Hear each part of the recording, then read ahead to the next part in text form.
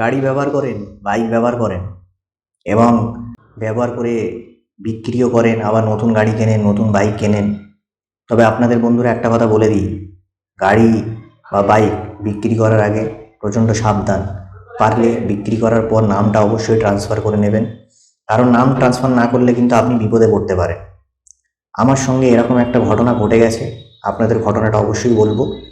আমার একটা 4 হুইলার কার ছিল, কারের মডেল ছিল মারুতি কোম্পানির রিডস। তো আমি একবার সিদ্ধান্ত নিলাম যে এই গাড়িটা আমি বিক্রি করে দিতে চাই। সিদ্ধান্ত নিয়ে আমি OLX-এ অ্যাড দিলাম। অ্যাড দেওয়ার পরে আমার কাছে একটা কল আসে, প্রচুর কল এসেছিলো। তার মধ্যে একটা লোক বললো যে আমি গিয়ে গাড়িটা দেখবো। তো উনি এলে গাড়িটা চালিয়ে দেখলো। দেখার পরে আমাকে বলছে যে আপনার এই গাড়িটা আমি আমার ভাইয়ের জন্য কিনতে চাই। আমি বললাম ঠিক আছে, কোনো অসুবিধা নেই। উনি আমার গাড়ির সব পেপার চেক করে নিল। চেক করে নিয়ে আমাকে বলছে যে আমি গাড়িটা পয়সা দিয়ে নিয়ে নিচ্ছি, আর নাম ট্রান্সফারটা প্রসেসিংয়ে দেবো। কিছুদিন পরে হয়তো আপনাকে মোটর ভেহিকেলসে RTO অফিসে এসে একবার সই সঙ্গতি করতে হবে। আমি রাজি হয়ে গেলাম। আমি বললাম ঠিক আছে। তো উনি আমাকে টাকা দিয়ে গাড়িটা নিয়ে চলে যায়। তারপরে বেশ অনেক দিন হয়ে যায়, দেখি আমাকে কোনো কল আসে না, কোনো RTOতে যাবার কোনো কথা বা কিছু নেই। আর আমিও কাজে এত ব্যস্ত ছিলাম, আমার অফিস নিয়ে এত ব্যস্ত ছিলাম, আমিও এটা নিয়ে অত মাথা কামাইনি। হঠাৎ করে একদিন সকালে আমার কাছে একটা কল আসে আননোন নাম্বার থেকে। আমি যখন ফোনটা তুলি, দেখলাম যিনি ফোনটা করেছিলেন উনি আমাদের পশ্চিমবঙ্গের লোক নয়, অন্য কোনো শহরের লোক। উনি আমাকে ফোন করে বলছে যে আপনার এই যে মডেল নাম্বারের গাড়িটা, এই যে নাম্বারের গাড়িটা, এটা কি আপনার গাড়ি? আপনার নাম শো করছে। তো আমি তখন ওকে বললাম হ্যাঁ আমারই গাড়ি, কিন্তু আমি এই গাড়িটা বিক্রি করে দিয়েছি। তখন উনি বলছে দেখুন, আপনি যে গাড়িটা বিক্রি করে দিয়েছেন তার তো কোনো প্রমাণ নেই, কারণ নামটা তো এখন আপনারই শো করছে। বলছে আপনার এই গাড়িটা দিয়ে একটা লোকের অ্যাক্সিডেন্ট হয়ে গেছে, এখন আপনার নামে একটা FIR হবে এবং আপনাকে অ্যারেস্ট করা হবে। আমি এটা শুনে সম্পূর্ণভাবে ঘাবড়ে যাই। তখন আমি যেই লোকটাই গাড়িটা কিনেছিল তাকে ফোন করলাম। ওনার নাম্বার বলছে এই নাম্বারটা ব্যবহার আর হয় না, বন্ধ করে দেওয়া হয়েছে। আমি তখন আরও ঘাবড়ে যাই। তারপরে কী হয়, ওই লোকটা আমাকে নিজেই ফোন করে একটা অন্য নাম্বার দিয়ে। ফোন করার পর আমাকে বলছে দেখুন, আপনি অযথা ভয় পাবেন না, আপনাকে যে ফোন করেছে ও আমার জানাশোনা লোক, আমার জানা পরিচিত লোক। তারপরে আমাকে পুরো ঘটনাটা বলছে যে ও একটা গাড়ির ব্যবসা করে। ওই লোকটা গাড়ি কেনে আর সেকেন্ড হ্যান্ড বিক্রি করে, এবং যেই লোকটা আমাকে ফোন করেছিল অন্য শহর থেকে, উনি ওনার ব্যবসার সহপাঠী, ও গাড়ি কেনা বেচা করে। এবারে বলছে তাহলে ভাবুন আপনি, ইনি যে আমার কাছ থেকে গাড়িটা কিনলো, আমাকে বললো আমি আমার ভাইয়ের জন্য কিনছি বলে গাড়িটা নিয়ে গেল, এবং উনি কলকাতাতে থাকে।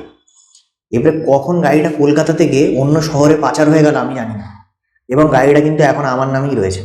এবারে এইখানে আমি কিভাবে বেঁচে গেছি আপনাকে বলে দিই। যেই লোকটা আমাকে ফোন করেছিল অন্য শহর থেকে, আসলে আমার গাড়ির কোনো অ্যাক্সিডেন্ট হয়নি। আসল ঘটনাটা উনি আমাকে বললেন যে উনি যার কাছ থেকে কিনেছে, মানে যে আমার কাছে গাড়িটা ফার্স্ট কিনেছিল, উনি তাকে বারবার বলছে যে আমাকে গাড়ির নাম ট্রান্সফার করার জন্য একটা NOC ইস্যু করে দাও। এই লোকটা ওনাকে NOC ইস্যু করে দিচ্ছে না, খালি ঘোরাচ্ছে। যার জন্য উনি আমার নাম্বারটা জোগাড় করে আমাকে ভয় দেখিয়েছে যেন আমি ওনাকে তাড়াতাড়ি NOCটা জোগাড় করে দিতে পারি। যথারীতি আমি তারপরে আমার একটা ব্রোকারের সঙ্গে কথা বলে ওনাকে NOC জোগাড় করে দিয়ে দিয়েছি। আমার জিনিসটা সমাধান হয়ে গেছে। তবে বন্ধুরা, এইটা কিন্তু একটা ঘোর বিপদেও দাঁড়াতে পারত। ভেবে দেখুন, যদি সত্যিতেই গাড়িটা অ্যাক্সিডেন্ট হয়ে যেত বা গাড়ি দিয়ে কোনো ক্রাইম হতো, তাহলে তো আমিই ফাঁসতাম। তো এই জন্য বন্ধুরা সতর্ক থাকবেন। অবশ্যই যখন আপনি আপনার গাড়ি 4 হুইলার বা 2 হুইলার বিক্রি করবেন, অবশ্যই নামটা ট্রান্সফার করবেন। কারণ মোটর ভেহিকেল অ্যাক্টসে পরিষ্কার লেখা রয়েছে যে নাম ট্রান্সফার করার দায়িত্ব ক্রেতার নয়, যে বিক্রি করছে তার দায়িত্ব। আপনি যদি নাম ট্রান্সফার না করেন, তাহলে যে কিনছে তার কিন্তু কিছুই হবে না, যে বিক্রি করছে সে কিন্তু ফাঁসবে।